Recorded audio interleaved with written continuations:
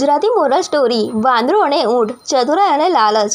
એક વખત એક વાંદરો અને એક ઊંટ મિત્ર હતા। વાંદરા પાસે એક યુક્તિબાજી બુદ્ધિ હતી, જ્યારે ઊંટ થોડો ધીરો અને લાલચી હતો। એક દિવસ વાંદરાએ ઊંટને કહ્યું, ચાલ ખેતરમાં જઈએ અને મીઠા ખજૂર ખાઈએ। ઊંટે કહ્યું, પણ જો ખેતરવાળો આવી જશે તો?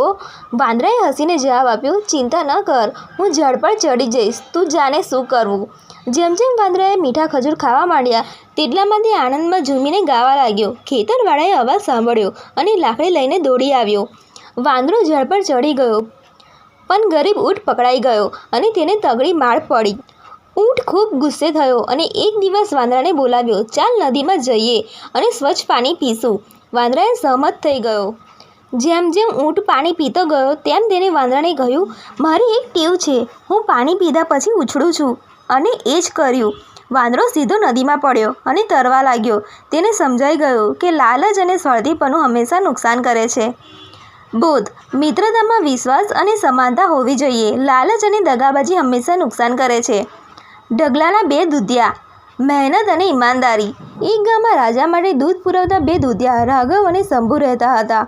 બંને પાસે પોતાની ગાયો હતી અને તેઓ દૂધ વેચીને પોતાનું જીવન જીવતા। રાઘવ ઈમાનદાર હતો અને શંભુ થોડો ચાલાકી કરતો। શંભુ દૂધમાં પાણી ભેળવીને વધુ નફો લેતો।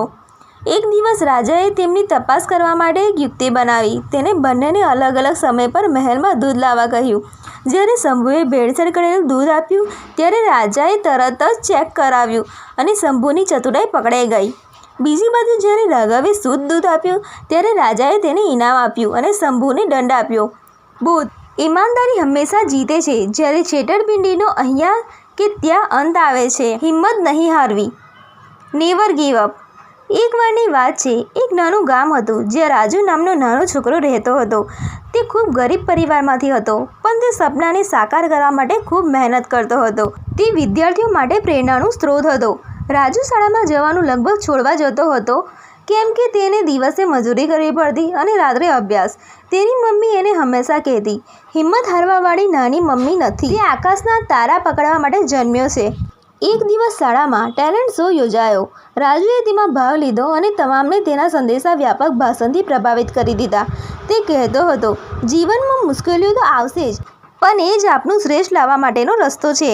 તેના આ પરફોર્મન્સ બાદ તે ગામના લોકો માટે ઉદાહરણ બન્યો। આજે રાજુ એક સફળ ઇજનેર છે અને દરેક પરિસ્થિતિમાં હિંમત અને મહેનતનું મૂલ્ય સમજાવે છે। શીખ: મુશ્કેલીઓથી ડરશો નહીં, કારણ કે એ જ તમારી સાચી સફળતાની શરૂઆત છે। હિંમત રાખો, મહેનત કરો અને તમારું સ્વપ્ન સાકાર કરો। તમે કેવી પ્રકારની વાર્તાઓ વધુ પસંદ કરો છો? ધીરજ, બુદ્ધિ, મિત્રતા કે પ્રેરણાદાયક?